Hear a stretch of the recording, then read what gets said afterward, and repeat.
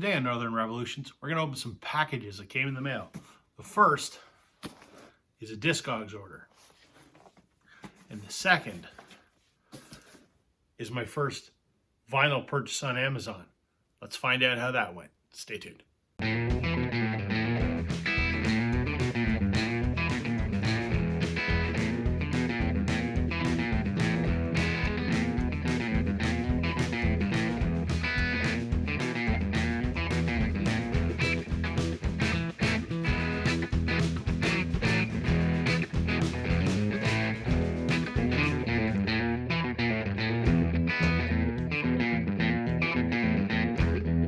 Hey everybody, welcome to Northern Revolutions. I'm Rob. Welcome back if you're returning. Welcome if you're new. As I mentioned in the intro, we got some mail that we want to open today. I did my first ever Amazon vinyl purchase. I don't usually think of Amazon as a place to go for vinyl, to be quite honest. But I thought I'd give it a whirl this time around. I've done two pre-orders with Amazon. The first was the Fleetwood Mac Rumors Live, which is what this is. And I also ordered the anniversary repress of The Darkness Permission to Land, which comes out next month. I think part of my hesitancy with ordering records from Amazon, well, I've ordered lots of stuff from Amazon that's not records. I've just been reluctant when it comes to vinyl because I hear all the horror stories about how the stuff is packaged. Often it's just in one of those little Amazon plastic envelopes with no protection whatsoever. Other times they're in boxes and they're not packed solidly enough and they get damaged. So while Amazon tends to make that right, I've just thought to myself that I really want to go through with that. But I figured, you know what, I'm going to give it a shot this time. So this is what showed up on my doorstep. Got a big box. It's fairly large, as you can see.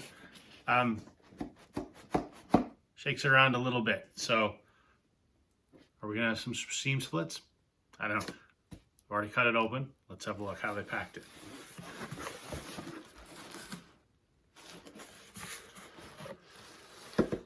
The record's in the box with a bunch of air packets on top of it, and it can freely move around. A little nervous about that.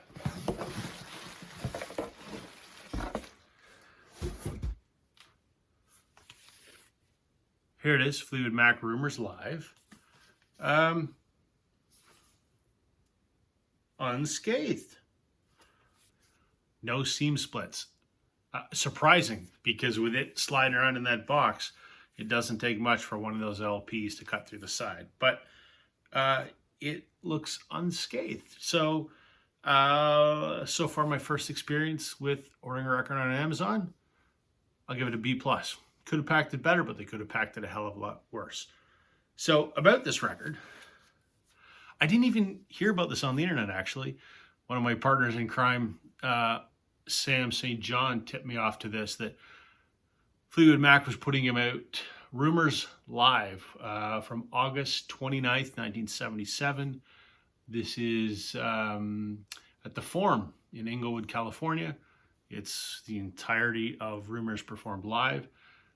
I love this album. It's such an important album for me, the soundtrack of my life. So I have an original Rumors. I have the 45 RPM Palace pressing of Rumors. I have alternate Rumors, and now I have Rumors Live. I love live recordings. I've talked about that before. So I'm pretty excited to hear how this sounds. I'm sure it will sound fantastic.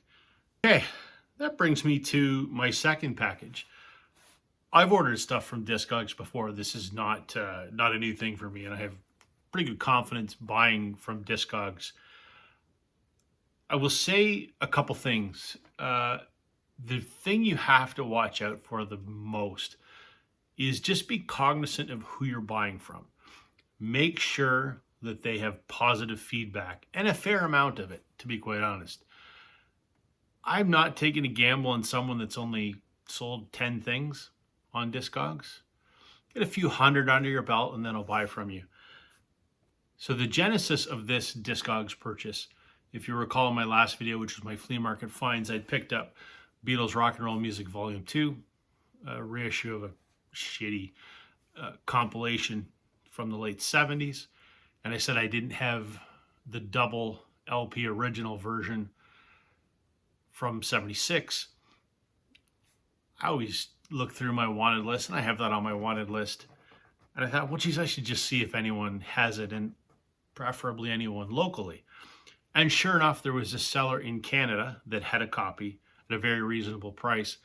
And I noticed when I checked there's a link, you can check seller's other inventory. When I checked that, I noticed that he says, ship unlimited records in Canada for 20 bucks. That's a big deal. Shipping in Canada is very, very expensive. So I thought, maybe I'll take advantage of this.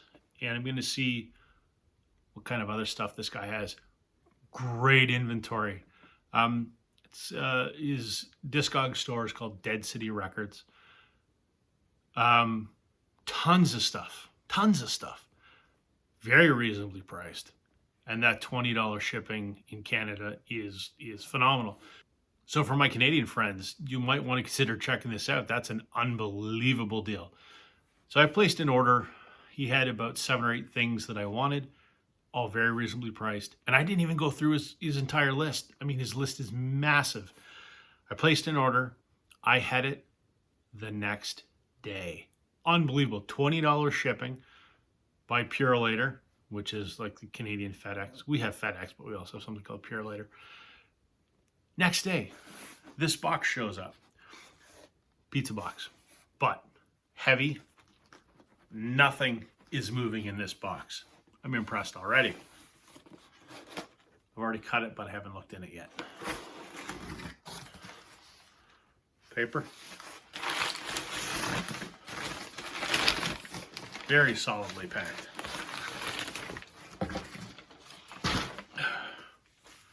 There's the records I've purchased. Oh, I like what he's done. So he split them up into 2 thick sleeves, and it's hard to see in here, but he's taken the records out of all of the jackets and put them in behind. That's a really good thing because it's going to help you avoid seam split. So anytime a seller does that, hats off. That's pretty heads up shipping. So yeah, I'm very impressed. Very solidly packed, very intelligently packed, incredibly fast shipping. Fantastic. Let me show you what I bought. Okay, so the things that I bought on this Discogs order were just things that were part of this seller's inventory that plugged some holes in my collection, things that I was looking for. Started with a couple Beatles records. I mentioned this, as I said, in my flea market video. This is the rock and roll music Beatles one that I didn't have. This was the original compilation from '76. It sucks, but I'm a completist, and this was an official Capitol release, so I had to have it. And since I had volume 1 and 2, great. So this was the thing I found. I'm sorry that it doesn't show up great, but if too little glare from my light there, but it's a metallic cover. I needed it, and it was cheap, and it was local. So Beatles rock and roll music. A couple things that this seller had for my UK Beatles collection. This compilation from the mid-70s called The Beatles Ballads. Again, a crappy compilation like all those ones in the 70s were. Another one this came out mid-70s. It's on the black Parlophone label. It's got a original £4.99 sticker on it. Again, I don't really care about this, and it sounds terrible, but I've got just about everything else. Only a couple more that I need of original UK pressings, so needed that. And lastly, the UK release of the Beatles Rarities. The US version was the one, it was a beige cover with a small picture in the middle, and you opened it up and it had the butcher cover on the inside. Same thing, just this is what it looked like in the UK. I think they did this to coincide with the Beatles Blue box set that came out in the 70s because it's the same aesthetics. I think that's the genesis of this Beatles record. But again, nothing earth-shattering in here that I didn't already have, but one step closer to completing my British Beatles collection. Now getting into the stuff that's actually interesting. An album I love, but surprisingly, I didn't own. Sam will love this. Tom Petty and the Heartbreakers, Damn the Torpedoes. Fantastic record. This is, 1979, Refugee, Here Comes My Girl, Even the Losers, Don't Do Me Like That. A lot of hits on one record. This fantastic Petty record. It's just one I've never picked up. This one is in flawless condition. The record, not a mark on it. There's a little bit of ring wear up here. There's not a crease on the jacket. It's beautiful shape. So glad that I finally popped for this. This is one that Glenn Calloway is going to love. I know he's been lusting after this record for quite a while. ABBA's Greatest Hits Volume 2. I've got Volume 1, so needed Volume 2. This has got some of the later stuff on it. I mean, it's all the same stuff that's on ABBA Gold, but I don't have ABBA Gold. So, Canadian pressing. Great shape. Not much more to say about that. This is an album I love by my guitar hero, Joe Walsh. This is The Smoker You Drink, The Player You Get. This was his album from, I don't know, 70 whatever. Got Rocky Mountain Way on it. I love Joe Walsh. I love anything Joe Walsh does. This is great. When the wife and I were at the flea market earlier in the week, and she was flipping through records, and she goes, "Oh, do you need this Joe Walsh record? Do you need this Joe Walsh record?" I'm like, no. I said, what I'm looking for is The Smoker You Drink, The Player You Get. And, well, this Discogs seller that I bought it from had it, and it was very cheap, and it's in good shape. So, obviously, had to buy this. And the last one, I don't know why it's taken me so long to buy this record, but Janis Joplin's Greatest Hits. Who doesn't love Janis Joplin?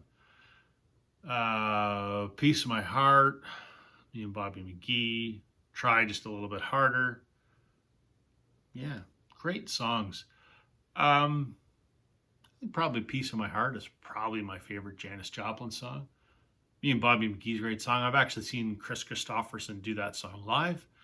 My pal Bob from Blue Rodeo that was here a few videos ago, he's played with Chris Christopherson before and done that song. Anyway, this was very cheap. And again, in really good shape for a record that is came out in 73. Almost no ring wear. Record's in great shape. So what I liked about that Discogs order is I was able just to buy some records I've been looking for that just hadn't stumbled across in the wild, in great condition, at a great price, and unbeatable shipping as far as I'm concerned. Again, for my Canadian friends, if you're looking to buy things on Discogs, I highly recommend Dead City Records. He'll ship internationally, of course, but for us locally, can't beat it, and his inventory is fantastic. So that was my experience. My first vinyl purchase from Amazon. Thumbs up. Not perfect, but better than I expected. And not my first Discogs purchase by any means. I've had many of them, but I guess we'd call it a bulk purchase because generally I'm only buying one or two records, but that was definitely a success as well. So for those wanting to buy on Discogs, obviously you pay with PayPal, so you make sure that you're covered there.